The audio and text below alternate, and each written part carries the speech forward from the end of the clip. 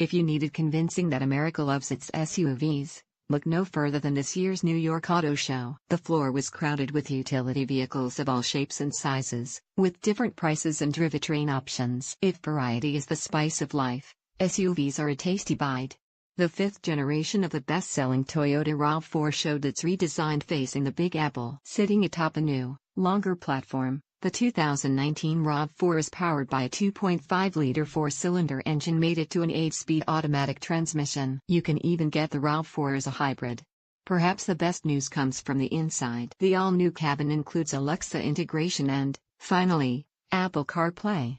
Android Auto is still not in the mix, but we hope Toyota gets with the program next year. The Acura RDX gets a radical overhaul at the New York Auto Show, with a sleeker front end and interior said to be inspired by the company's hybrid supercar, the NSX. While there is no hybrid option for the 5-passenger RDX, it's powered by a spry little 2.0-liter turbocharged i4, good for 272 horsepower and 280 pound-feet of torque. That new engine is paired with a new 10-speed automatic transmission. Inside, a standard 10.2-inch infotainment screen is controlled by using a touchpad on the center console. Also standard is the Acura Watch suite of driver's aids, including adaptive cruise control, lane keeping assist and lane departure warning, as well as automatic braking. Elsewhere in Acura's lineup, the larger MDX gets a new A-Spec treatment for 2019. Its V6 power remains the same, but unique front fascia styling, 20-inch wheels and blacked-out exterior elements are unique to the A-Spec model. The folks over at Hyundai have been busy, bringing a trio of SUVs to New York. The fully electric Kona EV will join its gas-powered twin in the lineup. Powered by a 64 kilowatt-hour lithium-ion battery can store enough go-go juice for 250 miles of range.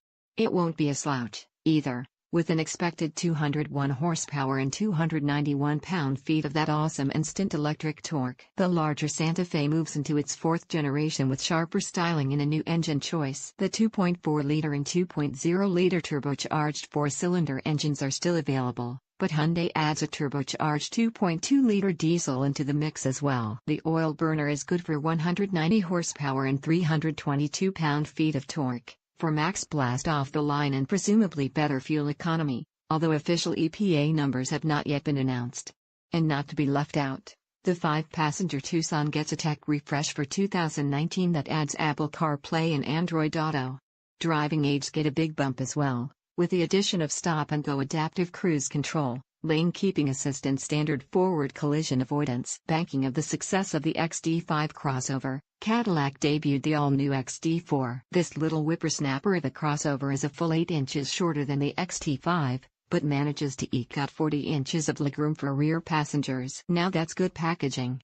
A new 2.0-liter turbocharged engine will push out 237 horsepower and 258 pound-feet of torque, with power getting to the pavement through a 9-speed automatic transmission. A new version of the Q infotainment system runs on an 8-inch touchscreen with Apple CarPlay and Android Auto. In place of capacitive touch and haptic feedback, the XT4 has a full set of physical controls for Q. This is a good thing. If you like your crossovers more on the rugged side, the 2019 Subaru Forester might just be your jam. Now in its 5th generation, the 2019 Forester is bigger all around and gets a new engine to boot, a 2.5-liter Boxer 4, with 182 horsepower. Sadly, the turbocharged 2.0-liter engine from the outgoing Forester XD is no longer available. New for 2019 on the top touring trim is Subaru's Driver Focus technology, which uses facial recognition software to keep distracted driving and fatigue at bay. The EyeSight suite of driver's aids with adaptive cruise control and lane departure and lane keep assist is standard on every single new Forester. The Aviator, Lincoln's new luxury 3-row SUV, also made an appearance in New York. With sculpted body lines and a rakish silhouette, the Aviator is easily a standout debut, and under the hood it gets even better. Although Lincoln hasn't given specifics, we know the Aviator will be powered by a twin-turbo V6 powertrain with an optional plug-in hybrid system. The Aviator is also loaded with tech. There's a predictive suspension system that can read the road ahead and adjust accordingly, 30-way adjustable massaging seats, and you can even lock and unlock the doors and start the darn thing all with your phone. The 5-passenger Volkswagen Cross Sport is a shrunken-down version of the larger Atlas SUV, and that's just fine with us. The smaller vehicle carries itself on the same wheelbase, but it's a full 7.5 inches shorter.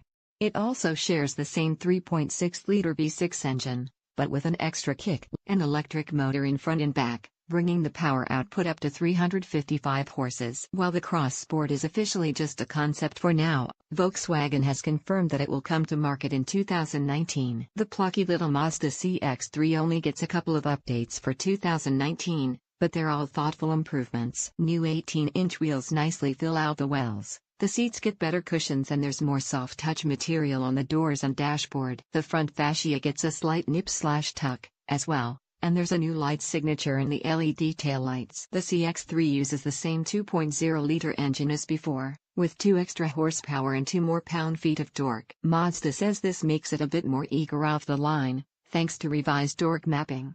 The CX-3 is already one of our favorite compact cubs to drive, and this update shouldn't change that one bit.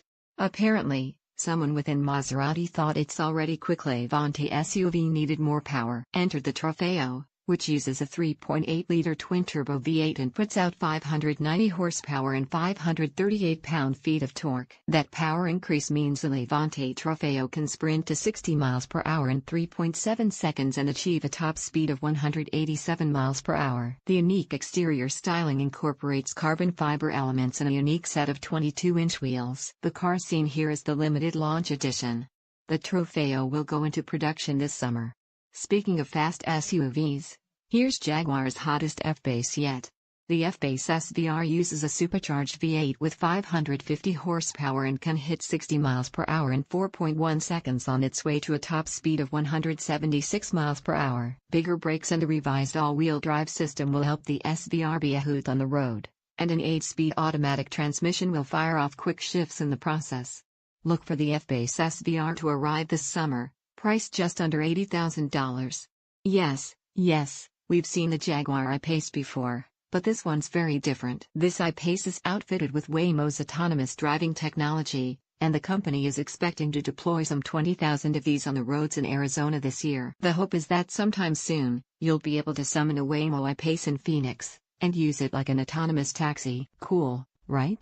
Aside from the Waymo autonomous gear, and that funny little hat on the roof, the I-Pace is the same as the one we'll be getting in the US later this year.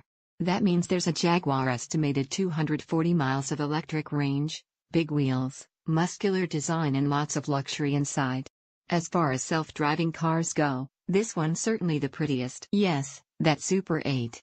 The hotel chain created this road-made concept to celebrate its recent $100 million investment into renovating its rooms across the country. And while it's just a Jeep Wrangler underneath, and not even the new Wrangler, for that matter, this thing is kind of like a rolling hotel room. The interior borrows its appearance from Super 8's new bed sheets and cabinetry, and there are tables in the rear. There's even a coffee maker and a fridge nestled between the rear seats.